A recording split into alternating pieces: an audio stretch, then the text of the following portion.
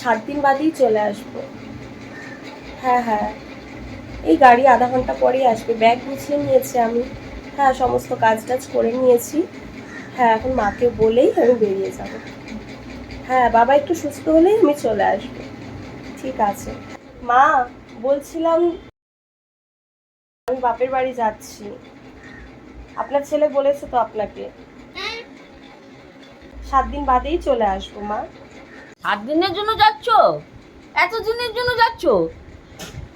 এত ঘন ঘন বাপের বাড়ি গেলে কেমনি হয় বলো তো?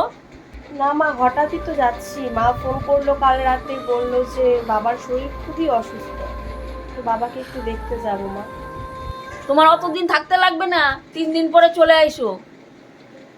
মাসি আসবে, মেসো আসবে, মাসির মেয়ে আসবে, জামাই আসবে তোমাকে দেখতে। হ্যাঁ, তুমি থাকবে না। আর আমি একলা একলা কেমনি কেমনি সব সামলাবো?